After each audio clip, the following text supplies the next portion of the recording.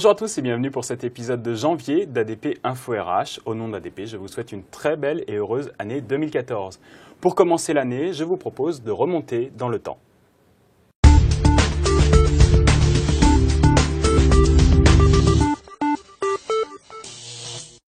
Avant la loi de modernisation du marché du travail du 25 juin 2008, le Code du travail était muet concernant la durée des périodes d'essai.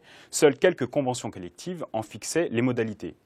Désormais, la loi fixe les durées maximales de la période d'essai applicable aux contrats à durée indéterminée en la modulant par catégorie professionnelle. À ce jour, malgré le cadre posé par cette loi, son application est laborieuse, suscitant des questions, des interrogations. Nous vous proposons dans cet épisode de janvier de revoir la réglementation et les pratiques RH autour de la période d'essai.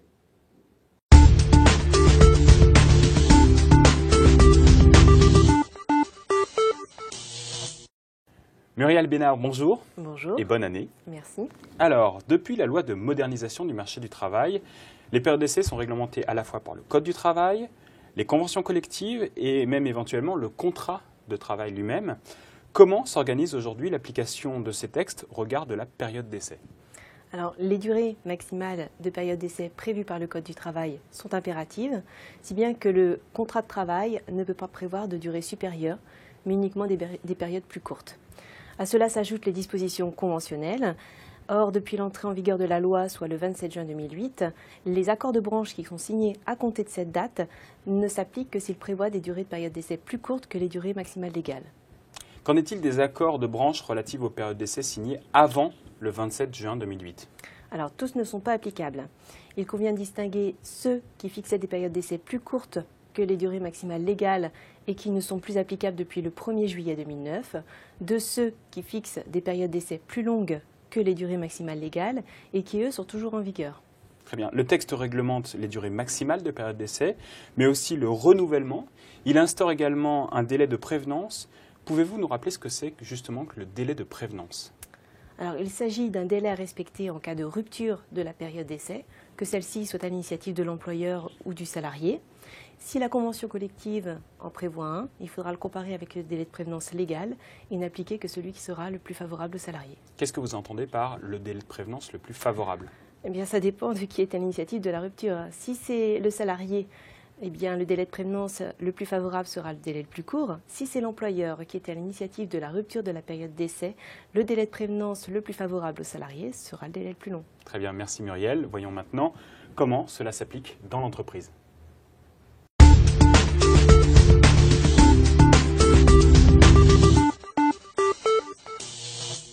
Muriel, en pratique, est-ce que l'application de cette loi se fait facilement au sein de l'entreprise ? Ce sont les habitudes qu'il a surtout fallu changer puisque les employeurs appliquaient plus ou moins systématiquement les durées de période d'essai conventionnelles.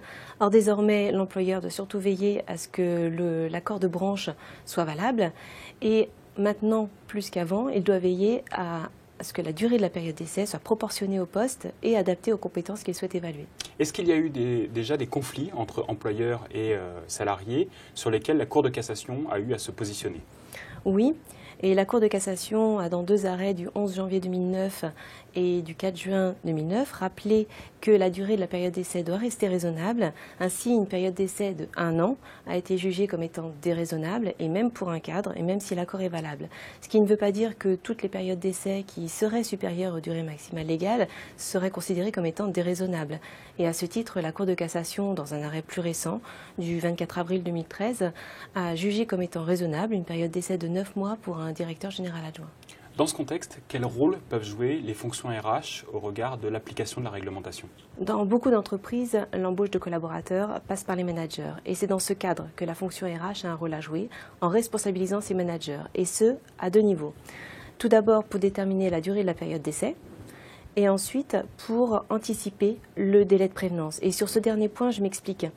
Le Code du travail prévoit que le délai de prévenance ne doit pas augmenter d'autant la période d'essai. Or, lorsque la période d'essai atteint 3 mois, le délai de prévenance est d'1 mois. Ce qui signifie que c'est à la fin du 2e mois et non à l'issue du 3e que l'employeur doit informer le salarié de sa volonté de rompre la période d'essai.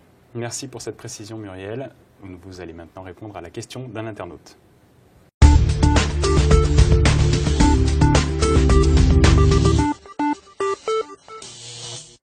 Muriel, nous venons de parler des CDI. La question suivante porte sur les CDD. Est-ce que les durées maximales de période d'essai s'appliquent également aux salariés en CDD? Non, pour les CDD, ce sont des durées de période d'essai spécifiques. Cela dit, je me permets d'ajouter une précision. En cas d'embauche en CDI, les durées des CDD antérieures en CDI seront déduites de la période d'essai éventuellement prévue dans le contrat de travail. Et la Cour de cassation a également ajouté que les CDD pouvaient ne pas être successifs, sous réserve bien sûr qu'ils portent sur le même poste et qu'ils concernent les mêmes compétences. Merci Muriel. Voici maintenant ce qu'il faut retenir de cette émission de janvier.